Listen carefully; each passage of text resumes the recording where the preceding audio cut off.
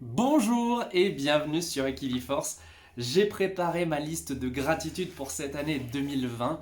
Alors ça peut paraître un peu surprenant parce que cette année elle a été assez particulière, voire très douloureuse pour certains d'entre vous. Et moi, j'ai dans l'ensemble eu de la chance, entre guillemets, à ce sujet. Mais je voulais faire un petit tour d'horizon de ce qui me remplit de joie, de gratitude et à quoi j'ai envie de dire merci en 2020. Alors je vais commencer par les amis. Les amis, c'est la famille du cœur, c'est la famille qui est celle qu'on choisit et qui m'a énormément épaulé à chaque fois que j'avais une journée où je me sentais pas bien, où j'étais triste, où j'avais besoin de repères, d'écoute. J'ai trouvé un ou plusieurs amis parce que j'ai des amis qui sont un peu comme moi, qui aiment beaucoup parler et qui le font sincèrement avec leur cœur. Et donc je les remercie parce que qu'ils soient virtuels sur les réseaux sociaux ou en vis-à-vis, j'ai vraiment eu tout ce dont j'avais besoin pour me sentir mieux, pour évoluer. Donc merci à eux. Ensuite, merci à ma famille, bien sûr, ma famille de sang, celle qui est aussi importante pour moi parce que, évidemment, nous avons tous notre terreau, notre origine, nos racines. Et moi, je sais que euh, j'ai la chance d'avoir une famille encore et c'est un cadeau aussi qui m'est donné par la vie. On a pu se voir par l'intermédiaire des écrans souvent. Il y a eu moins de réunions peut-être que d'habitude, mais dans l'ensemble, euh, les choses se sont quand même bien passées et évidemment ça rend très heureux.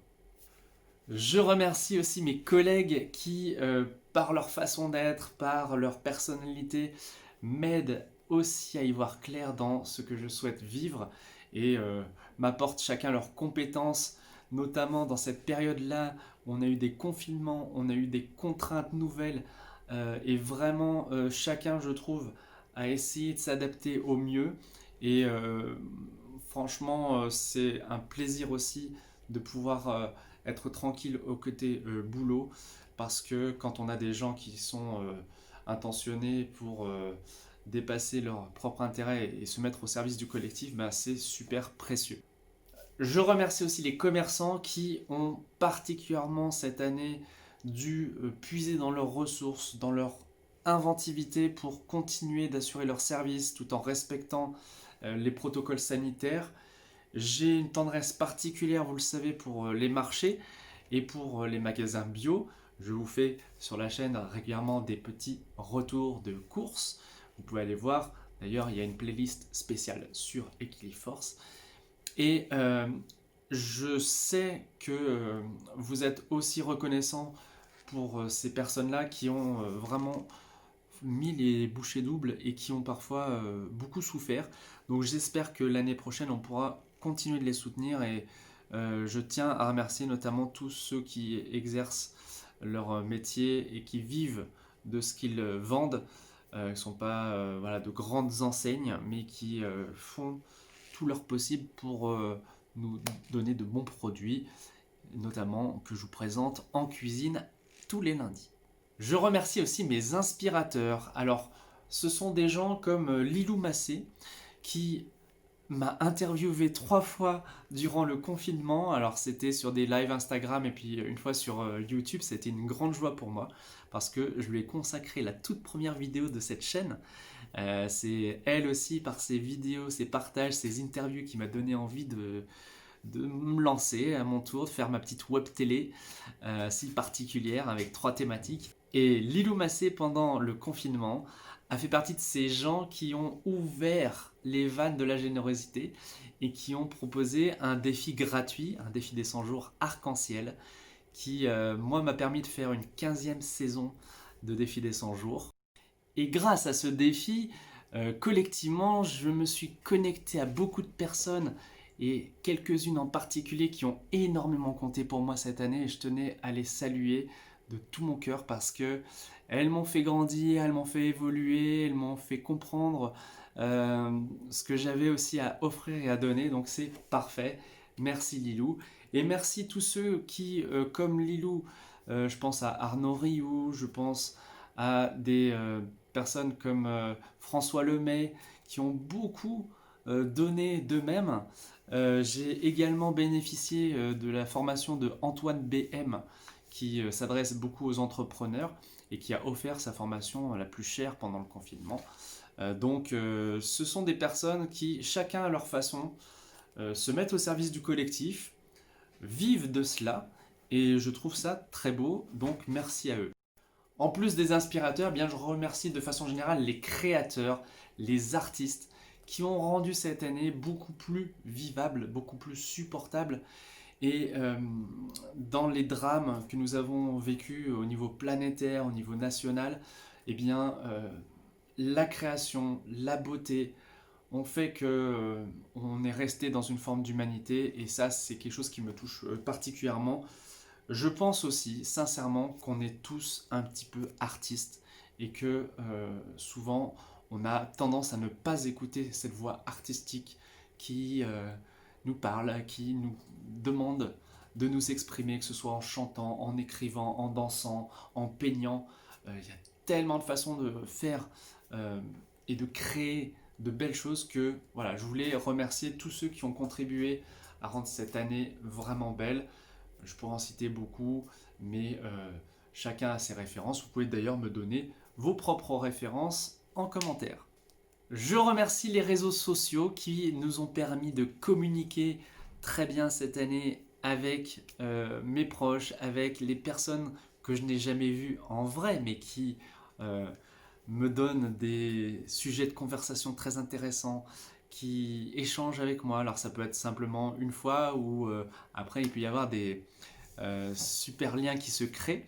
Et je pense notamment à l'outil WhatsApp, qui pour moi a été l'outil que j'ai le plus utilisé cette année. J'ai découvert aussi Zoom, mais WhatsApp, avec sa fonction laisser des messages audio longs, m'a permis d'avoir, je crois comme jamais, des conversations de cœur à cœur, y compris avec des gens qui sont loin, que je ne verrai peut-être jamais, ou que je ne verrai plus.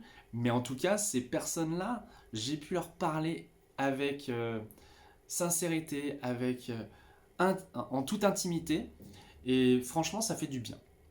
Je remercie aussi bien sûr mes abonnés, que ce soit sur YouTube, mais aussi sur Instagram et Facebook, qui sont des plateformes assez complémentaires parce qu'il y a certaines choses que je publie sur Facebook que je ne peux pas publier sur YouTube.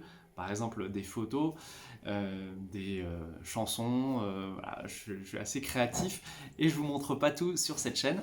Mais en gros, toutes ces personnes qui m'ont fait des retours, qui m'ont encouragé, qui ont mis des likes, qui ont fait découvrir aussi la chaîne et qui ont testé par exemple les recettes que je propose tous les lundis, eh bien je les remercie du fond du cœur parce qu'évidemment on s'en rend compte en cette période de confinement où on a des artistes qui n'ont pas de public face à eux en direct, eh bien c'est toujours un peu décevant s'il n'y a personne qui regarde le contenu qu'on met du temps et du cœur à réaliser. Donc merci les abonnés. Plus étonnamment, je remercie aussi le Covid ou la Covid qui nous a permis, comme jamais, de voir à quel point nous sommes reliés les uns aux autres. Déjà au niveau des humains, de la planète. Nous avons accusé un pangolin finalement, hein, il est hors de cause, hein, le pangolin, mais l'idée que des animaux à chaque pandémie soient liés aux hommes et que c'est l'exploitation des animaux qui a quand même souvent son origine dans ces maladies-là, eh bien moi aussi ça me conforte dans l'idée de vous proposer chaque semaine minimum une recette végétarienne voire végane.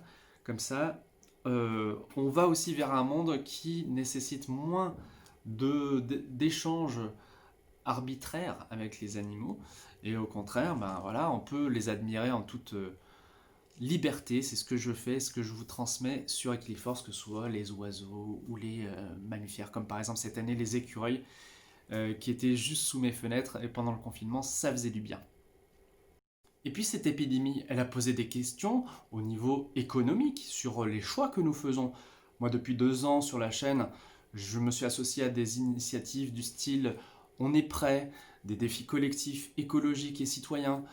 J'ai participé à l'opération Février sans supermarché. J'ai même duré 1 an comme ça sans aller personnellement pour moi dans les hypermarchés faire mes courses. Et on a eu un confinement avec d'un côté Amazon qui pouvait vendre sans payer d'impôts ou presque ses produits, et de l'autre nos commerçants locaux qui étaient vraiment contraints de baisser le rideau et qui se retrouvaient complètement dans l'embarras. Ça a donné des situations assez spéciales et même ubuesques pour tout dire, mais je trouve que ça n'a jamais été aussi présent dans l'actualité et par exemple dans les informations, qu'on prenne le temps de voir quel impact ont nos achats au quotidien. Alors bien sûr, il y en a toujours qui choisiront beaucoup la facilité que proposent les grands groupes, mais je trouve que les citoyens ont de plus en plus conscience de leur pouvoir, même à petite échelle, pour mettre leur argent au bon endroit. Et puis pour finir, je remercie la vie avec un grand V, qui est un miracle quotidien parce que quand je me lève le matin, je fais des petits rituels Reiki, je vous l'ai montré d'ailleurs sur la chaîne aussi, et je me dis, cette vie-là, elle m'est prêtée encore un jour. Et qu'est-ce que je vais en faire?